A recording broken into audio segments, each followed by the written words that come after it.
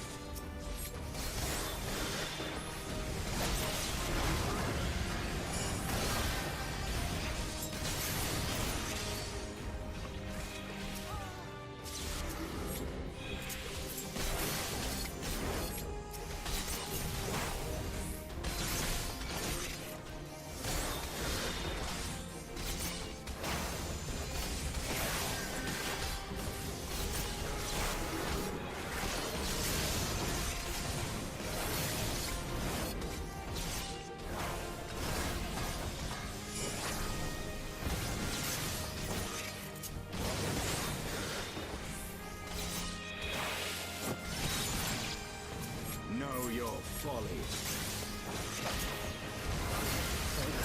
Release!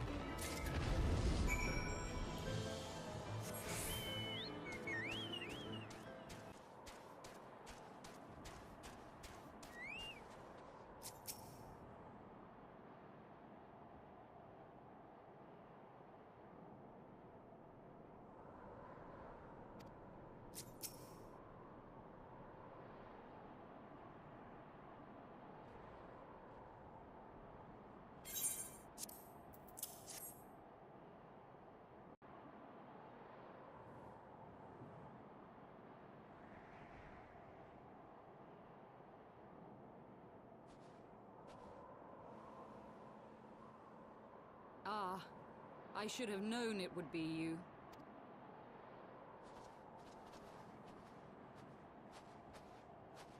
Word reached me of a struggle with a small but well-armed band of trespassers.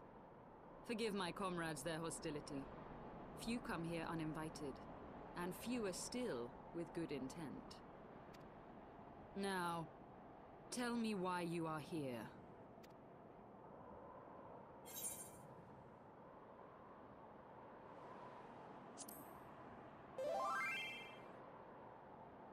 So, you seek to stem the Dravanian tide with talk? A romantic notion. If you but knew the truth, the spark which lit the flames of this animosity, you would understand the futility of your quest. Shall I relate it to you?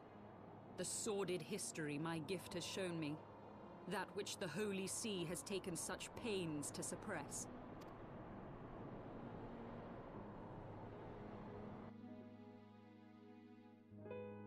'Twas more than a millennium past when an Elezen tribe first sought to claim the lands of Kurthas as its home. Unfortunately for them, Kurthas was already home to dragonkind, and they were not inclined to make way for the invaders. Thus did a bloody war begin, a war which might well have rumbled on until one or the other side was exterminated, had it not been for the resolve of a single woman. That woman's name was Shiva. While those around her fought and died, she attempted to parley with the dragons, and in so doing discovered them to be possessed of profound intelligence and reason. The great worm Heavensward in particular so enchanted Shiva that she found herself growing to love the creature, whom her people considered a monster. In the eyes of a near-immortal dragon, however, the fleeting life of an Elezen is as that of a freshly cut rose. Scarce has the flower bloomed before it begins to fade, and wither. Such melancholy musings plagued Heavensward, who had found in Shiva an unexpected and beloved soulmate. He knew that all too soon, death would snatch her away from him.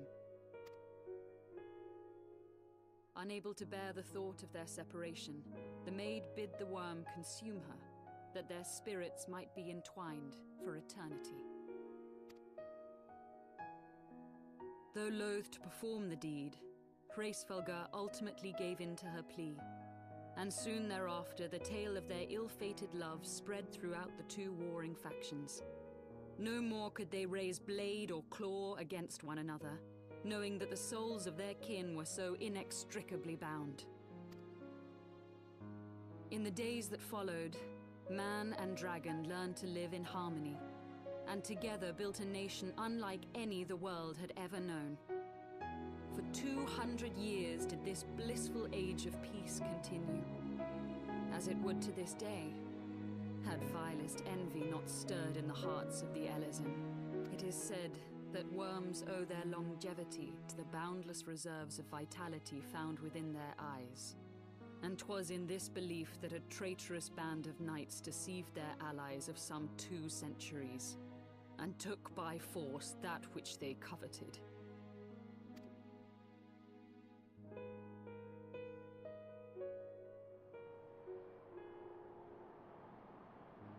Nidhogg, he who now stands poised to unleash his wormlings upon Ishgard, was the great dragon who lost an eye to Elezen treachery.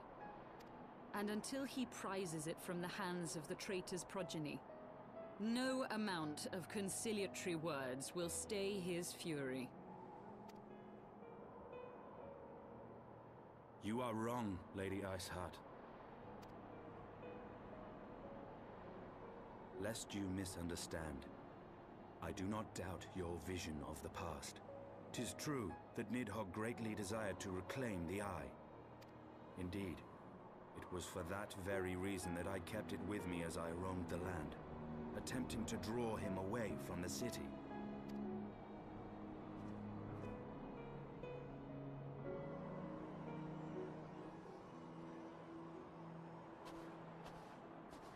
Good gods!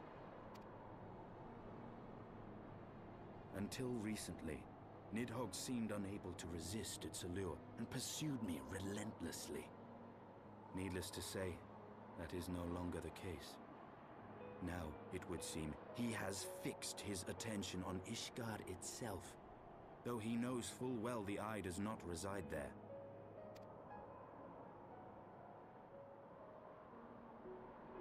You believe he targets the capital for another reason?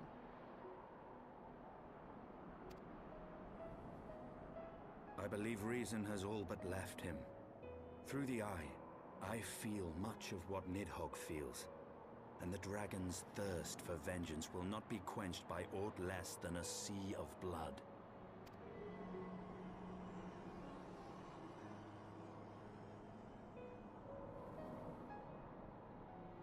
If Nidhogg is indeed lost to reason, might we not seek an audience with Heavensward instead? He has thus far shown no inclination to aid in the invasion of Ishgard, and may yet welcome our efforts to broker a peace. You still believe that a peaceable solution can be found? Very well. I will take you to him.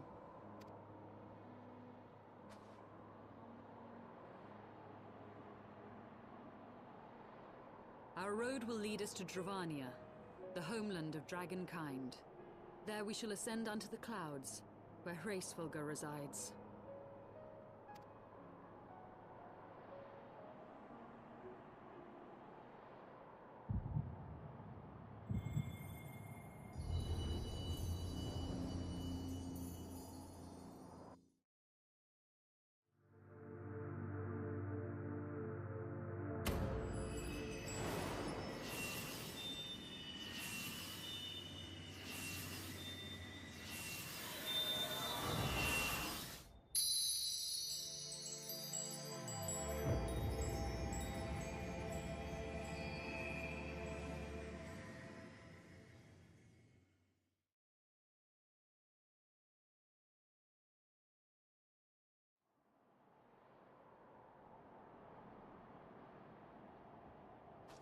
Is autumn mist, my friend? I sense the many battles are beginning to take their toll. Rest a while, and should you lose sight of us, Dravania lies beyond the mountains to the west.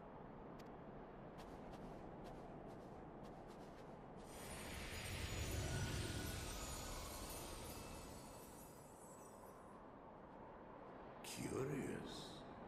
The vestiges of thy mistress's blessing are not as faint as once they were. Thy will to succeed grants thee unusual fortitude. But will it be enough?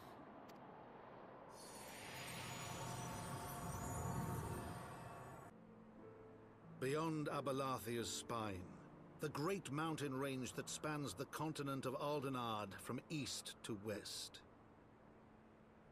Into the deepening shadows of Som-Al, where lies the ancient home of dragonkind.